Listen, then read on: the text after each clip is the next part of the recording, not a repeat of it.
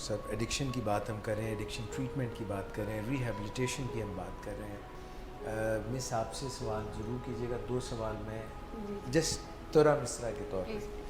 سر ایک بات تو یہ ہے کہ آپ نے ذکر کیا کہ سائیکالوجسٹس اور سائیکیٹرسٹس اور ہماری میڈیکل تعلیم میں ایڈکشن کا آپ نے ذکر کیا. میں آپ سے یہ پوچھنا چاہوں گا کہ کیا سائیکیٹرسٹ جو ہے وہ ایڈکشن کا ٹریٹمنٹ نہیں کر سکتا؟ 1.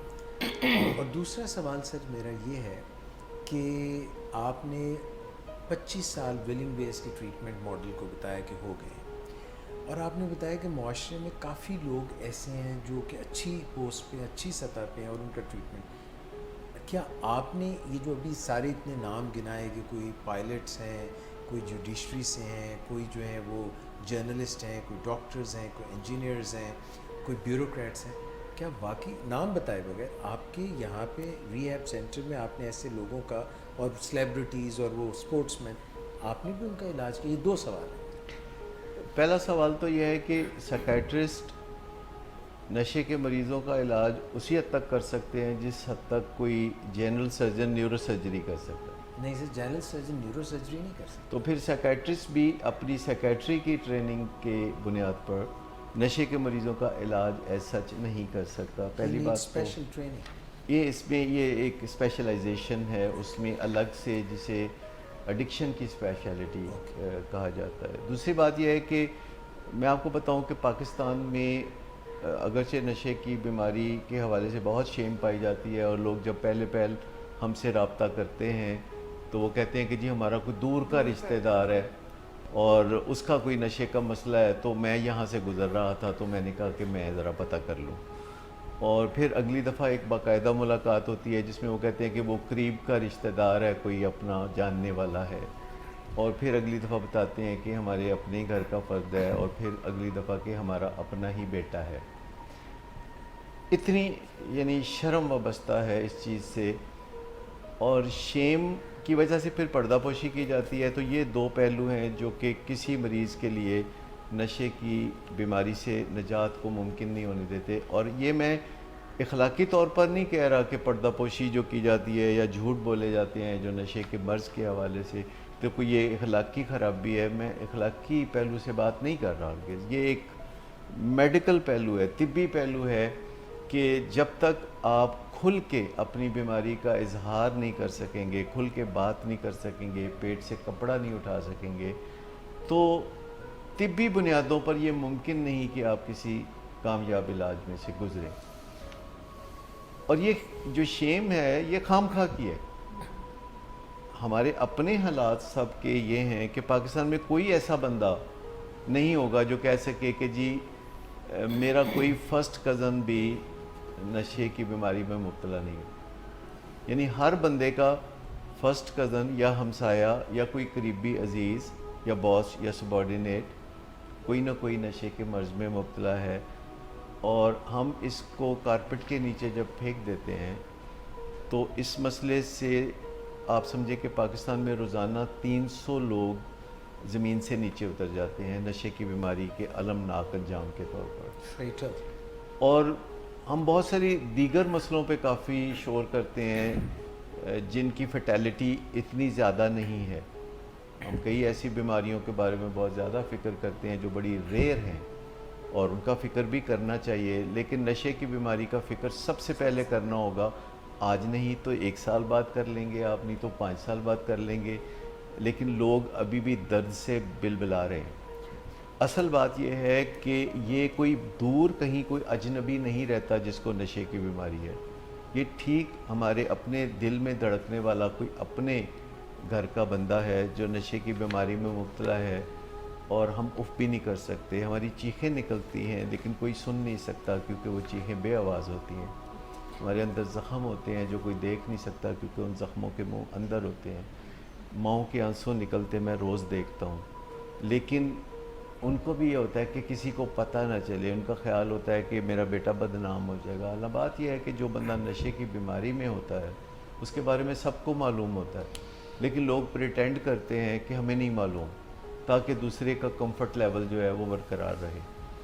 اگر ہمیں کوئی سنجیدہ مسئلہ درپیش ہے، چاہے وہ نشے کی بیماری ہو یا کچھ بھی اور ہو، تو ہمارے پاس دو آپشنز ہیں کہ یا تو ہم اس کو چھپا سکتے ہیں یا اس مسئلے کو حل کر سکتے ہیں. ہم دونوں چیزیں نہیں کر سکتے. چپڑی ہوئی اور دو نہیں ہوتی. میرا سوال سر اس حوالے سے تھا کہ جتنی امپورٹنس ہم اویئرنیس کریٹ کرنا چاہ رہے ہیں کہ اس معاملے میں جتنا یہ نظر آ رہا ہے زیادہ پھیل رہا ہے یہ پرابلم, بہت سارے لوگ سر, بہت ساری فیملیز ایک ٹریٹمنٹ پلان اپنے سے لے کر آتی ہیں بیکاز ان کو اندازہ نہیں ہوتا ہے کہ یہ بھی, جیسے بات کریں کہ ایک سائیکیٹرسٹ بھی ایک نشے کے مریض کا علاج اس طرح سے پراپر نہیں کر سکتا انٹل انلیس کہ وہ اس میں بہت ٹرین نہ ہو. فیملیز کو یہ بات سمجھانا, اور میرا سوال آپ سے بھی ہے کہ کس طرح سے فیملی اپنے آپ کو ایجوکیٹ کرے کہ یہ اس کو ایک بیماری کی طرح لینا ہے, اور پھر یہ کوئی عام مرض نہیں ہے, اس میں یہ نہیں کوئی ہم ایسے خود سے کوئی اندازے اور تکے نہیں لگا سکتے کہ اتنے دن کا علاج ٹھیک ہے, اب یہ قسم کھا رہا ہے تو اب اس کا علاج جو ہے وہ ہم اس طرح سے کر لیتے ہیں, اب اس کو گھر میں لے جاتے ہیں. اس حوالے سے آپ کا کیا کہنا ہے کہ جو فیملی خود سے ٹریٹمنٹ ڈیزائن کرتی ہے؟ دیکھیے, میں سارے تجربے میں سے خود بھی گزرا ہوں کہ میں اتفاقی طور پر ایک دوست کا علاج کرتے کرتے اس فیلڈ میں آیا اور میں نے خود سے اس کا علاج تجویز کرنا شروع کر دیا, کیونکہ پاکستان میں اس وقت کوئی علاج گاہ نہیں تھی. میں 40-42 سال پہلے کی بات کر رہا ہوں. تو میں نے اپنے کامن سینس سے معاملے کو شروع کیا. آپ کامن سینس سے کام کو شروع تو کر سکتے ہیں, لیکن کامن سینس کے تحت آپ آخری کامیابی حاصل نہیں کر سکتے. اور جب 7 سال گزرے مجھے علاج کرتے ہوئے اور مجھے تکلیف زیادہ ہو رہی تھی اور کامیابی کم مل رہی تھی, تو میں نے ارادہ کیا کہ میں یہ کام چھوڑ دیتا ہوں. لیکن امریکہ سے آئی ہوئی ایک خاتون ڈاکٹر جو وزٹ پہ پاکستان آئی ہوئی تھی, تو انہوں نے مجھے کہا کہ اگر آپ کو اتنی تکلیف ہوتی ہے یہ کام کرتے ہوئے کہ آپ اسے چھوڑنے پہ آمادہ ہیں جبکہ آپ کے پاس کلائنٹس بہت آتے ہیں, تو آپ اسے سیکھ کیوں نہیں لیتے؟ تو مجھے ایک جھٹکا زوردار لگا, تو میں نے کہا بات تو آپ کی ٹھیک ہے. تو میں نے پھر سیکھنے کی راہ پہ چلنا شروع کیا, اور پھر جب آپ اپنے دل میں کوئی اچھی بات سوچتے ہیں تو اللہ تعالیٰ راہ ہموار کرتا ہے. when the student is ready the teacher will appear. سو حیرت انگیز طور پر امریکہ کے سفیر نکولس پلاٹ نے مجھے خط لکھا کہ آپ کا میں نے بڑا نام سنا ہے اس فیلڈ میں, تو ہم آپ کو ایک آنریبل گیسٹ کے طور پر USA کے پروگرام کے تحت 3 مہینے کے لیے امریکہ بھیجتے ہیں. جی بسم اللہ دھن بھاگ, میں تو بالکل سوچ رہا تھا کہ مجھے کوئی موقع ملے تو میں ایسے پروگرام میں سے گزروں. اور جب میں اپنی ٹریننگ میں سے گزرا, اس وزٹ کے بعد 2 سال کی ٹریننگ میں سے گزرا, تو ساری کایا ہی پلٹ گئی. یعنی مجھے وہ تیر تکے جو تھے وہ لگانے کی ضرورت نہیں تھی. اس کے بعد مجھے ایک دن اپنی کامن سینس استعمال کرنے کی ضرورت نہیں پڑی.